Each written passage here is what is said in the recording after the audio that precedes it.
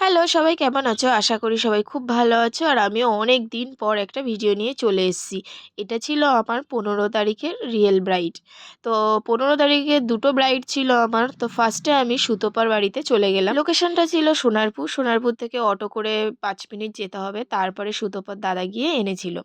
তো তারপরে সুতপা আমাকে যেভাবে বলল আমি সেভাবেই ওর মেকআপটা করার চেষ্টা করছি। তোমরা সবাই লাস্ট পর্যন্ত ভিডিওটা দেখো আর সবাই জানিও যে কেমন হয়েছে।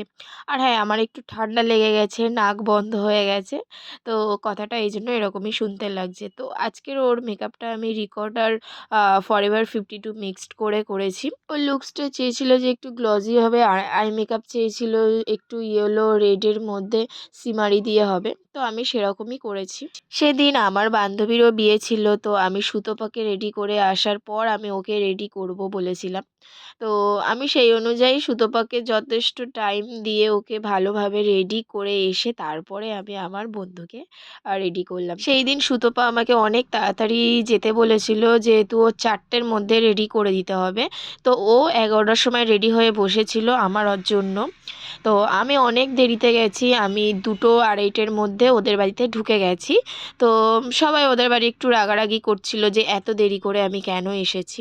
তো আমার বাড়িতে একটু প্রবলেম হয়েছিল, ওই কারণে আমি একটু দেরিতে গেছিলাম। সুতপা আমাকে বলল যে দিদি তুমি কিছু মনে করো না, তুমি তোমার মতো করে করো।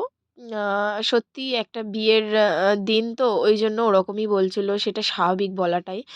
তো আমি আমার মতো করে করেছি। তো ওকে আমি 4:30-এর মধ্যে রেডি করে দিতে পেরেছি। ও বলল না না, লেট হয়নি, এখনও টাইম আছে। তো একটু খুশি হলাম। তো আর একটা কথা বলতে ভুলে গেছি। হঠাৎ ওর চুলে ক্রিম্পার করতে গিয়ে দেখি আমার ক্রিম্পারটা খারাপ হয়ে গেছে। তো ওর খুব মন খারাপ হলো, ওর খুব ক্রিম্পার করার ইচ্ছে ছিল। তো ওর দাদা সারাই করে, তো ওর বৌদি বলল যে আমি নিয়ে যাচ্ছি, আমি সারাই করে আনছি। থ্যাংক ইউ সো মাচ দাদা, আমার মেশিনটা তুমি ঠিক করে দিয়েছো।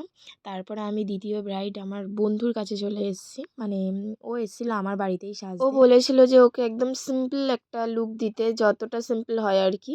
তো আমি সেরকমই করার চেষ্টা করছি।